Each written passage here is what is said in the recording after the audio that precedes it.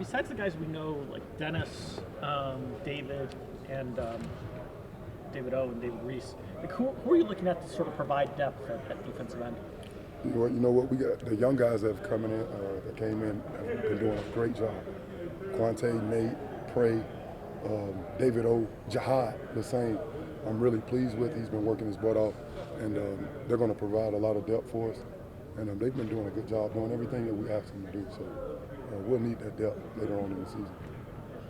You got a guy like Mo Wilkerson coming up here now, real experienced, great defensive end in his day. How much is that going to help you with your run and you learning yourself as a coach? Well, you know what? The guys get a chance to see it. You know, they all they got dreams and aspirations of going to the next level.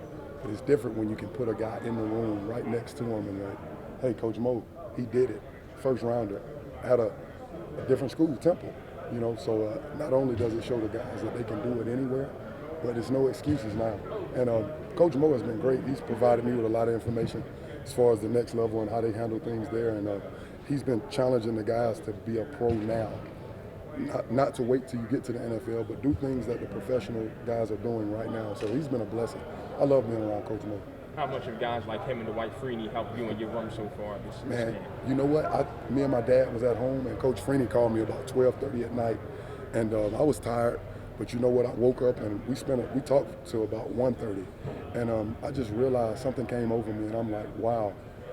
I'm from South Georgia. I'm from Bainbridge, Georgia, and I'm talking to Dwight Freeney at 1 o'clock in the morning. So it just, man, it was a blessing. You know, I had a moment with myself, and Coach Freeney knows so much. I call him Coach Freeney, but he is amazing, and I can call him anytime. And he built this place, and I'm going to listen to his advice, and I'm going to implement some of the things that he want to do because, I mean, it's Dwight Freeney. So. What made him call you that late? Like, was he watching film, or was he introducing himself? Or it's like, crazy you say that. He was. He watches film, and I sent him a lot of tape.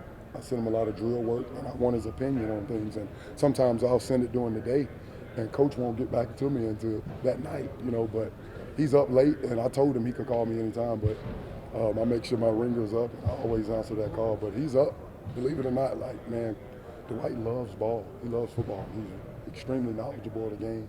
And it's just a blessing. I talked also with Warren Sapp. So I was talking to Warren Sapp at the last place, and now I got Dwight Freeney. It's like, man, I got 2 Hall of Famers I can call at any moment and get information. So. Did he see something that like struck him where he's like, I need to tell Nick this now? Or was he just like, hey, I got through my film, I'm up. Like, I'm just going to make this phone call. I don't think it was anything specific. Okay. I just think he has an abundance of information that he wants to give, and I'm here to soak it up. And I'm always texting him and telling him, like, hey, I need more. Because I got dreams on coaching in the NFL one day, you know, and I had dreams on going to the NFL. So, like I said with Coach Mo, I can look at Dwight and it's like, I made it because he's my friend. So I don't think it was one thing. It was just his information. He got so much, and he pours it into me. Camp coming to a close. How would you assess year 1 under Fran to year 2? Oh, man, I've gotten personally as a coach. Personally as a coach for you, and then as team aspect, any changes that you saw from year 1 to year 2? We've embraced the toughness piece. Practice is extremely hard, and our guys embrace it. And we don't just get through practice, we attack practice. So that's one thing I've noticed with this camp. Guys want more, and, you know, we put more on them, but they're accepting the call. You know, they're answering the bell. As far as a personal development, I feel I've gotten so much better with Coach Fran. He's hard to work for, and he works really, really hard. And I try to match his energy, and sometimes I fail, but he told me himself that I'm getting better. I feel like my professional development has grown so much, you know. It's hard, you know, but I love it. Yeah. What's the best piece of advice you've gotten from Fran? Ooh, I get a lot, but how we do anything is how we do everything. And I think about that when I'm outside of this place, when I'm dealing with my family and my wife, and I'm telling my 4-year-old son to do something, but I got to be the example, you know. So how we do anything is how we do everything. Nick, yes. Fran has said, like, I want this to be an SEC-like program up here. Where does the coaching staff think you are, sort of roster-wise, talent-wise, to reaching that goal in 2 years? Well, I'm not comparing my team to any other team. I'm just focusing on our guys, but I think we're tough. I think we've embraced being detailed. We hold each other accountable. The players hold each other accountable, the coaches, we hold each other accountable, and man, I think we're a great football team. You know, the reason I say that is because we work hard. You know, I work hard, so that's what comes with hard work is success. So, I mean, I love my boys, and I don't put anybody over my boys, over my team. So, I don't know about comparing them to other teams. I just love my guys. I don't know about anybody else. Coach, it seems like these days in the transfer portal, coaches are leveraging relationships in the past. When you went out in the portal, were there any relationships that you relied on? How was that navigating the portal? I didn't have any relationships, but I could see how that could be a thing. You know, I just like Reese got in the portal. I saw that, gave him a call. I talked to him, and I quickly realized that this is the type of kid I wanted to coach.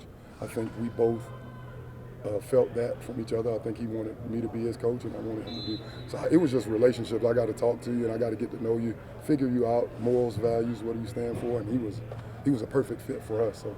Who were you just talking about? Reese. Like, he went in the portal. I called him. I didn't know him before that, but I just built a relationship with him in about a week, and I figured out that he would fit this program, and he decided to come. Yeah, but I guess, you know, other coaches, if you have other players that go in the portal, previous relationships would be beneficial, but I didn't have any. Okay, 2 more for Nick. In terms of the structure of the coaching staff here at Colorado, both are coached by former defensive backs. You had Sack to lean on over there. You got Freeney and Wilkerson to rely on over here. How much has that similarity been, helped you to really easily assimilate yourself in the Syracuse staff? Believe it or not, like them Hall of Famers, they act the same. So, you know, Coach Sapp and Coach Freeney, they're the same guy. They both got gold jackets. So they're intense. They're critical of little things. But it's made me a better coach. You know, I work harder because I don't want to let them guys down. You know, I want them to be able to say, hey, Coach Nick is a damn good football coach. You know, and that's my motivation. You know, pardon my language. What did you see from a guy like David last year that made you guys feel comfortable going into this season without getting more in the portal? Just one guy and then saying, we're good after that. He's tough, man. David O worked hard. His history and where he's come from, he's not from this country, and he's had it hard. He come from humble beginnings, growing up in Baltimore, and he exemplifies who I am as a coach. Man, I love that dude, man. He comes to work every day. He never complains. Whatever I ask him to do, he do it, and he do it full speed. Guys like that, man, that's a lifelong relationship. It's a lifelong relationship. It's my guy. Can we get one more? Yeah. Go ahead. When you sit down and look at last year's defense compared to this year's defense, what needed to change? Obviously, honestly, I don't even think about the past, but to answer your question, the tackling. And that was one of the things we tend to put all of our attention on, just being better tacklers. That was a piece that we needed to correct, obviously. You know, but I'm going to be completely honest, I don't think about last year. I can't even remember what I ate last week. So I'm just focused on today and getting better tomorrow. I get it. But tackling. Appreciate it, Coach. Thank y'all. Thanks, Coach.